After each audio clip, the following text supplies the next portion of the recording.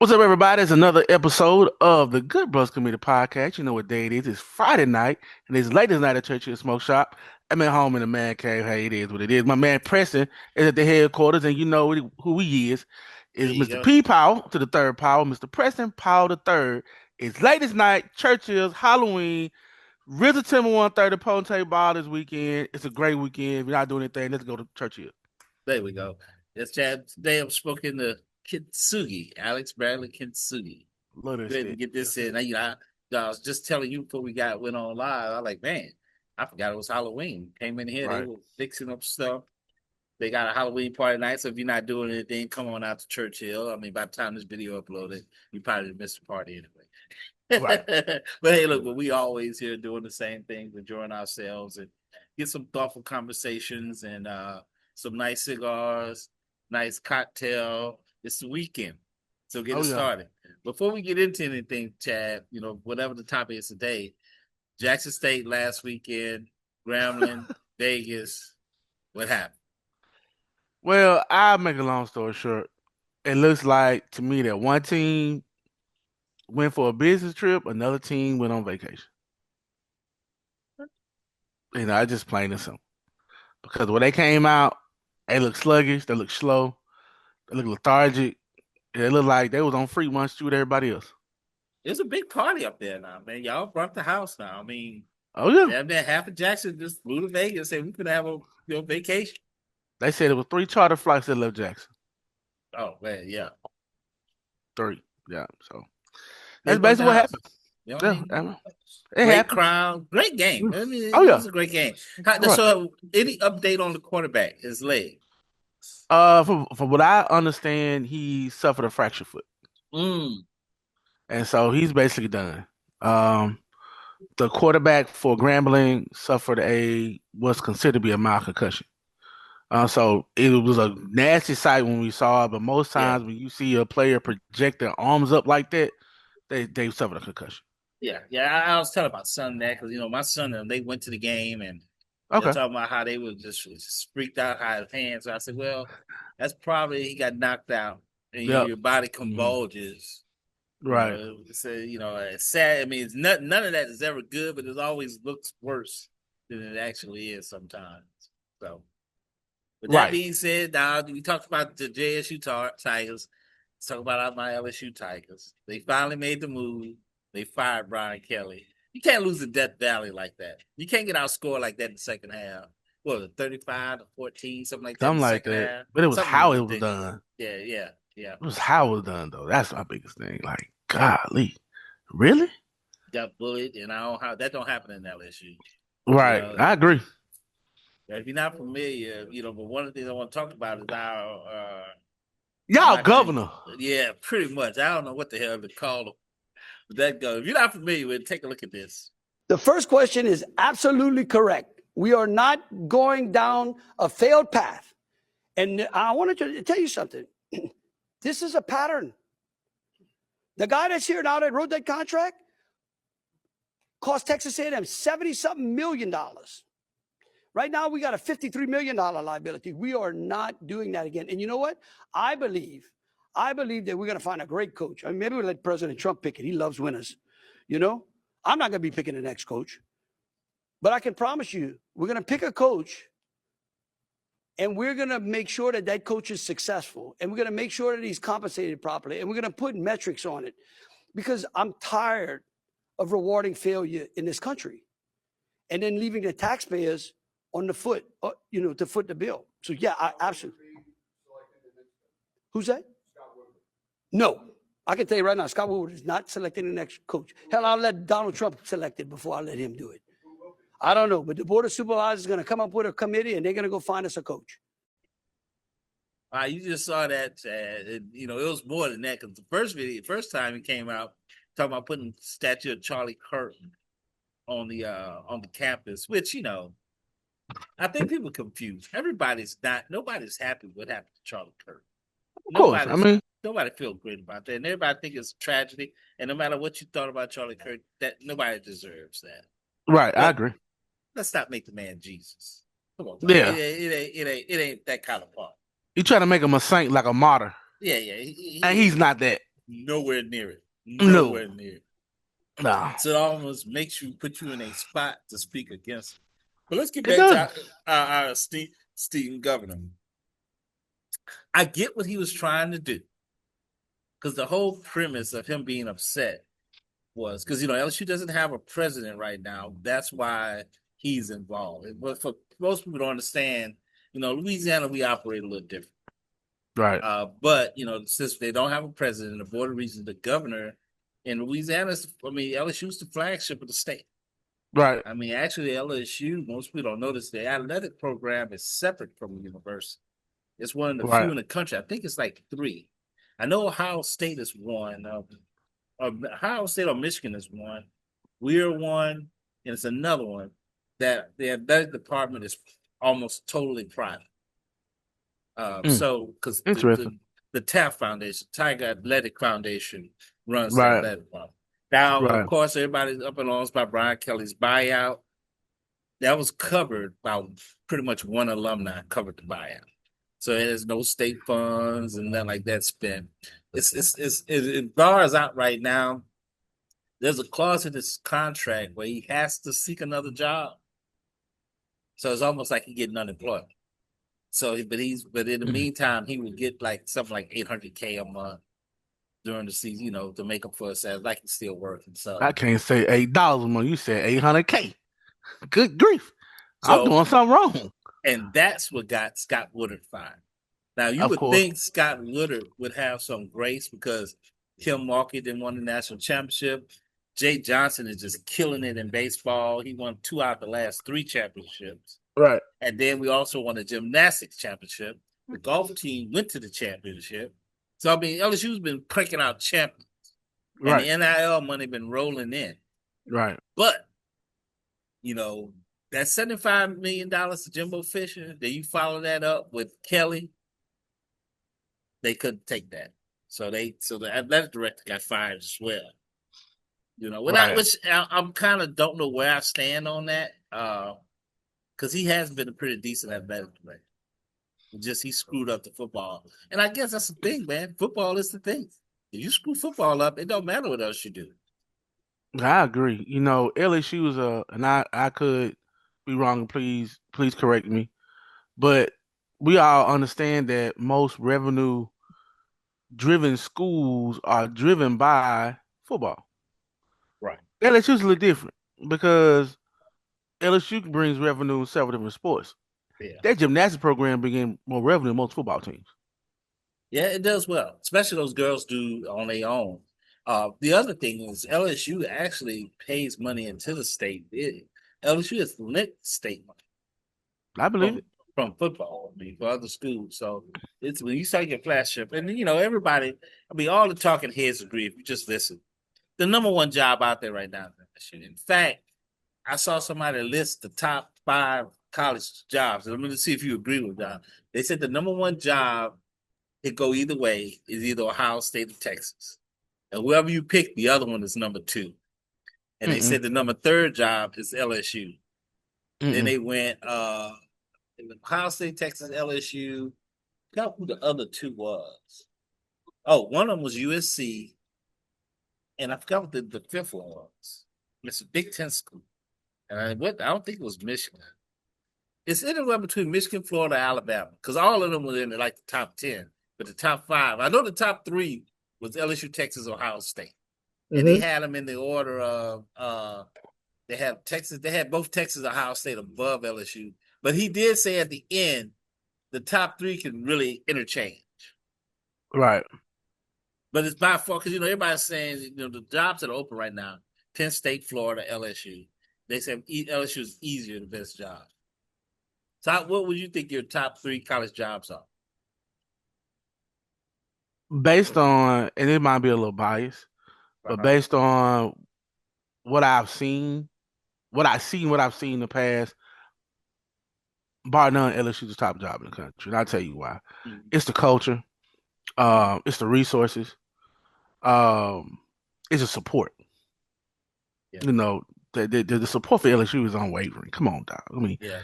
Ain't no doubt about that. kids, and me being a Mississippi guy who's played Louisiana schools. No, I played Ouachita. Yeah. I played Right. Watson. You know what I'm saying? Them folks support, and they're gonna give. And a lot of these kids been wearing purple and gold since they was elementary school. That's So they, true. so they grew up. They want to go You to grew up LSU and tight. play. Well, and Yeah, the other thing is that LSU has a distinct advantage. Louisiana is just a fertile ground for NFL players. I I agree. mean, I think I saw a statistic a couple of weeks ago saying that per capita, Louisiana put the most guys in the NFL. I mean, you think about it, the top, like I think 6 of the top 10 receivers are from Louisiana. Hmm. Devontae Smith, C.D. Lamb, Jefferson, Chase, Brian Thomas, Neighbors. All these kids are homegrown. We got into a debate one time at the shop. It was after Alabama just beat us, LSU. And everybody was saying, "Oh man, you probably pressed, you probably mad that Devontae Smith with the Alabama instead of LSU." And I was like, I can't be mad Hmm. because here's what people don't know about that. Right. When Devontae Smith chose Alabama, you know who was at LSU? Who's that? Chase, Oh yeah. Jefferson, and people forget we had a guy at LSU, Racy, that not Kyron Lacy, Racy. I He got was you. from New Orleans. He was a Uh sprinter. He was there. He was the third receiver. huh. Mm. So when you had Tony, what's going to let's see, Tony. So when people tell me that, even though Devontae went on to have a stellar career at Alabama and win the Heisman, I understood why you can't have them all. Right. You just can't have them all. But that, Right. and for all those years, we was considered CBU, quarterback university. But we Right. produce a lot of corners. I mean, we cranking out wide receivers late. Yeah, I agree. Cause that team with Chase and everybody on the receiver core like five, six, seven deep. Yeah, You yeah. know Marshawn was that's there. yeah, a lot of talent, a lot of Terrence talent. Marshall. Forget about Terrence Marshall. You know what I'm He's over saying? at Carolina. He's still balling. Right. We got a lot of guys in the league. I and to me, I've always leaned toward Deborah Henderson or Eric Martin. I like him. I like him. Growing up, both of these young people don't know this guy, Eric Martin. I remember Eric. Yeah, played for the LSU, played for the Saints for all those years. Mm-hmm. Was the best receiver we had, So I guess they starting to roll in. What's going on, lady? Well, it's gonna be a No, good no, night no. tonight then. Oh, this Chad, we're on podcast. This is my Hey, good what's friend up? right here. What's happening, y'all? Fourth and goal. You ever need something to eat? Come holler at her. She'll take care of you. Come see her. Yeah, But yeah, go see so her. we getting there.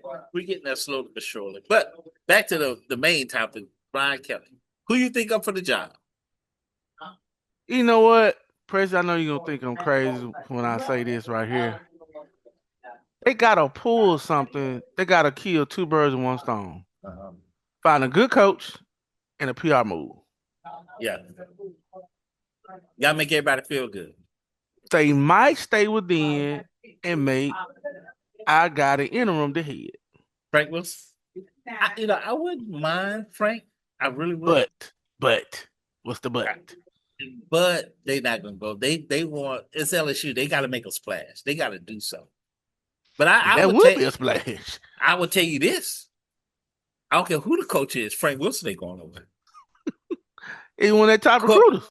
Corey Raymond ain't going over. You gonna bring back? You gonna bring back? Not Marshall Falk.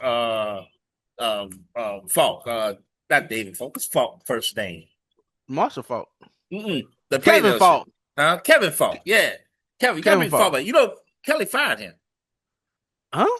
Yes, when Kelly came, Marshall Falk was at LSU coaching. Kelly Kevin got rid of Falk. him. Kevin Falk. So Kelly. Marshall, my guy. I know. Yeah. Kevin, that's like Kevin Falk. He left. As long as if you saw the highlights of Tommy Moffitt was LSU strength coach through all those championships. Right. Brian Kelly got rid of him. He went over to Texas A&M. He's been whooping our ass since. you know, and just, yeah, he never embraced the state. I mean, like you said earlier, there's a different kind of culture there. You got to embrace that. If Yeah, you he ain't willing coming to with the embrace fake that, ass southern accent and shit, man. Come on now. I Chad, saw that. think I like about this. what? I told you and Darren when we was over in the Good Brothers Corner, and we were just hobnobbing about sports. This is years ago. No, I take that back. We was at the old place in the stadium. And Mm-hmm. I told you, I said, I would rather take a 3-star recruit from Mississippi, Louisiana, Alabama, Texas, somewhere in the South, than a 5-star in the Northeast, Midwest, or the West. I take a Yeah. 3-star because I know one thing for sure. That 3-star from Mississippi, Alabama, Louisiana, it's gonna be a hell of an athlete. Yep. Now, They're whether gonna be he can hungry too. learn, whether he can learn your techniques and your schemes, Yeah. that's where the problem comes. Yeah, they're right about that. It just I was listening to Charles Hill, good alpha man, and he Mm-hmm. was talking about techniques. He was like, Mm-hmm. man, you do this, you do that, Rip, all and that stuff. Yeah. he talked about. Then he said sometimes, and he said mention Reggie White. Sometimes when you Reggie White. He said Reggie White was a perfect storm because he was so powerful and he had techniques. Yep. When I think of Reggie White, I just think about that one move The hump where, move. well, when that dude from New England had to put his arms up and Reggie White put his arm under there, the big ass to the side. Yeah. That was And the I'm hump like, move. yeah, that's what it's called. The hump move. I'm Mm-hmm. like, When he dip down low, get up under him and throw him out the way. yeah, I mean, that's 300 pounds. You just toss it aside. Like, get Yeah. out of my way.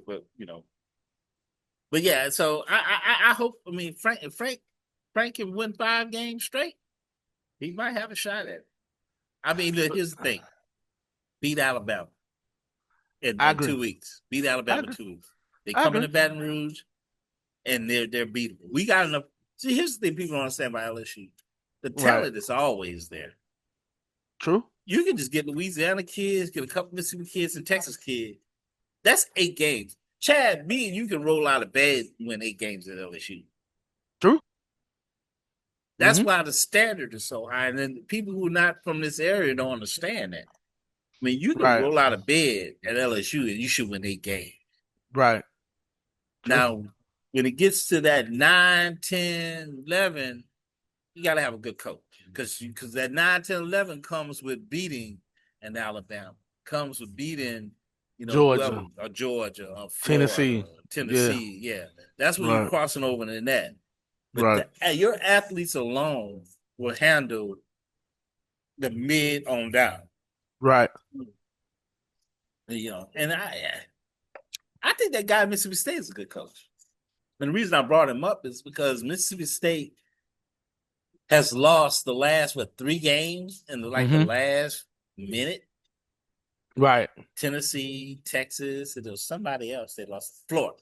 Mm-hmm. Tennessee, Texas, Florida. Through an interception in Florida, which I don't even know why you were throwing the ball. That's a coaching error there. I don't know why you throwing the ball. You're in field goal range. Field goal wins the game. It's under a minute left in the game. Why you throwing the ball? He threw it right to the line. Now, I know it was a short pass, but shit, the lineman caught it.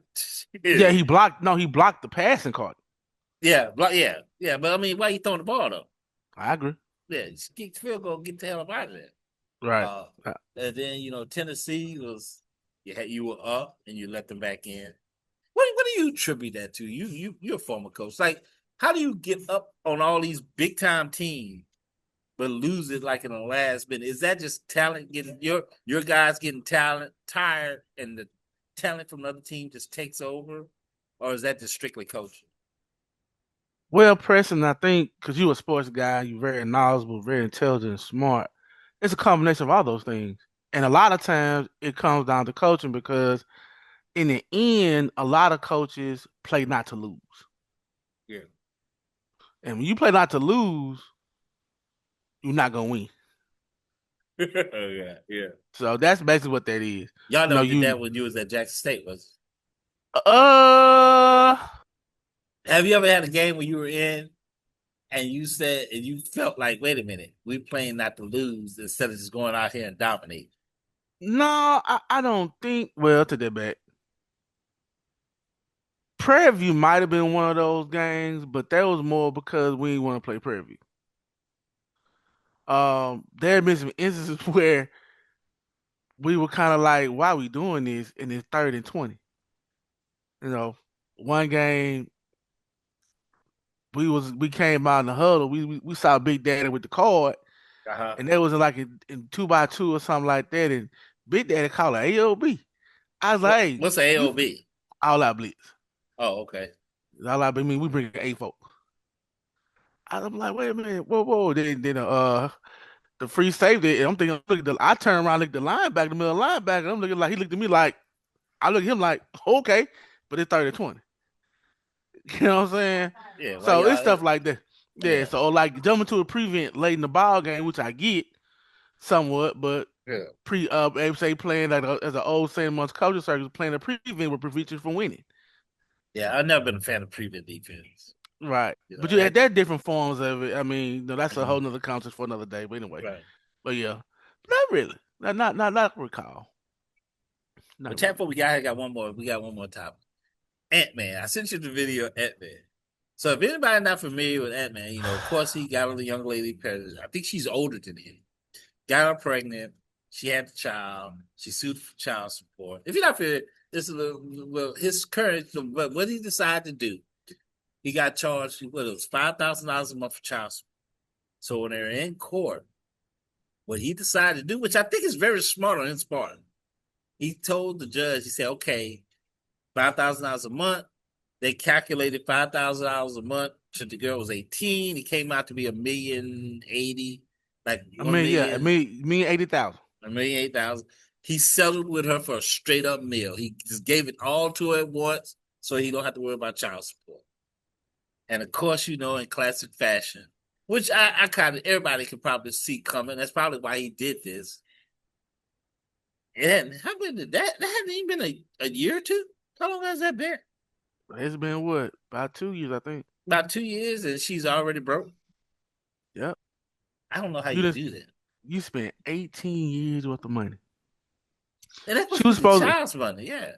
yeah, she's supposed to end up getting like $4,689 a month. Mm-hmm. You know, and again, like you said, when you calculated 18 years, comes to like Yeah, $1,080,000. But you got to take out taxes, da da da da da da. yeah, So it won't be exactly 5,000 a month, but that's the gross amount, not the net amount. But right. you bought a lot of draws, ain't it? If you're not familiar with it, you can look at that video right there. I mean, what kind of diapers are you buying? Yeah, and she spent it all. She said invested, like the video said she invested in the business. That's the kids' money now. Yeah, exactly. But okay, let me ask you this question because you're a businessman first. You're a businessman. In situations like that, what should truly happen in consideration when money like that is involved that's supposed to be for the child? Meaning, who should actually have control of that money, or should there be oversight? If now the one thing I do fault him on, he gave her the money, and the word was he said he didn't want no involvement or nothing like that. I couldn't have my seed just out there, but Right. that's me. That's me. I got you. I But feel the same but way. but what he should have did, they should have put the money in the trust. And you probably could put a financial instrument with it where that money could be making money Right. and taking just a little bit off the interest and take care of the child. She go get her ass a job. And she could have lived comfortably, very Right. comfortably, you know, for the duration. I mean, But she wanted to be rich. So I'm talking about you gonna bring home and you ain't doing nothing but waking up, using the bathroom and eating, and using the bathroom again. You almost 5,000 a month. I can't even say 500. I can't even say $50 a month. Almost she had enough to 5,000. live. Huh? And look, if you go blow money, if you're gonna blow money like that, buy your piece of land and build your house. I agree. Because at the end of the day, you build a house, you always got something to lay your head on. At that The called house equity. is, yeah, like your house is paid for. If you're worried about electricity, you can build it with solar. Yeah. So you ain't got no huge electric bills. You Or got make your it water. energy efficient. Just make it energy efficient, bring it up to code and all that. That way you always got somewhere to lay your head. So and if you're smart and do it correctly, that's just a quarter of a mil, maybe 250, unless you're trying to build some monstrosity. And I guess me, I told my son, today is Halloween. So I said, man, y'all don't know nothing about real trick or treat. I said, back in my day, when we trick or treated, we were running from real monsters, neighborhood predators, and older kids. Yep. You had to worry about real monsters because if Right. the older kids caught you, they stole your candy. Yep. And then you had your predators that were out there. And you remember they used to have like, don't eat your candy because the damn weirdos be putting stuff in your Yeah, candy and glass and stuff like yeah, that. yeah. So, Mm-hmm. it's just, you know, it's one of those things that like you wish they could experience that you think about like, nah, I don't want y'all dealing with that. Because you had to be fast back in them days. Right. Because I just remember you saw older kids, you kind of like skip the street because you Oh know yeah. they gonna come snatch your bag from you. Yeah, you start stepping a little bit fast. They're like, oh shit, they were some older kids. Let's move. Right. And they go, the good older kids would rummage through your bag. Right. The other ones just snatch your whole bag from you. Yep. I was telling Kirby, I said I remember we used to like do a street, go stash, come back, do another street, go stash. You never walk around with all your candy in one bag.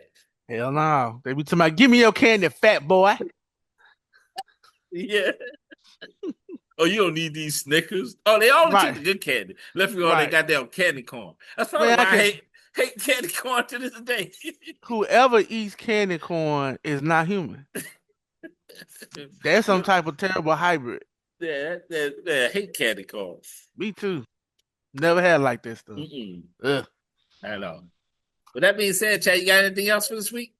Oh man, nothing much. Get ready for the game tomorrow. Jackson State FAMU, 6 p.m. I think it's on Swag TV or HBCU Go. Penn State, Ohio State tomorrow at 12 o'clock. All the TVs at Churchill Smoke Shop will be open Yeah. and on. And so also remember, hey, the after party for the Visit Temple Ball is tomorrow at Churchill Smoke Shop. They have a Halloween party at the Hilton, Halloween party there at Churchill. And hey, let's have a good time. Hey, so speaking of which, are y'all tailgating tomorrow? Is the No, game? they're going to Tallahassee. Oh, they're going to Tallahassee this time. Okay, they're going to Mm-hmm. Tallahassee. Okay. Uh-huh. I haven't heard a lot of people headed that way this time Probably not. It's because of not the the last ball. week. Well, No, because of what well, happened last week. yeah, but it's a lot of it's a lot of activities going on Oh, in the city as well. I'm not sure as many people go. I know my parents, they went to Vegas and they left this afternoon like 3:35 on the bus going to Tallahassee. So um but it should bode well. I think the boom going, not really sure. So like I said, we'll find out at 6 p.m. tomorrow at kickoff. well, like Chad said, it's Churchill Smoke Shop. Got all the games on the TV. Come out, have a drink, have a nice smoke. Again, this week on Smoke the Kintsugi. The cigars of the week from the LCA will be in. I'll give you a heads up, Chad. The cigar this one is called the Turducken. Okay, I guess in sounds the good. history of Thanksgiving. So, Okay, but it's supposed to be a decent smoke. gotcha. So we'll Cool. have that in everybody's locker by next Friday. Sounds It'll be in good. everybody's locker. So that's probably what I'll be smoking on the next Good Brothers podcast. With that being said, Chad, if you ain't got anything else, enjoy your weekend. Come out and hang out with us a little bit. Enjoy the weekend with us, man. We're gonna have a good time. Get Come on. time about all. Y'all got your ball. What time the ball start tomorrow? 7. What is it gonna be at the Temple? The Hilton. Oh, Excuse the me. ball at the Hilton. Okay. I think they went to Hilton. Mm-hmm. Okay. Again, Katsui's Alex Bradley, Kitsuki. Y'all take care, man. Peace.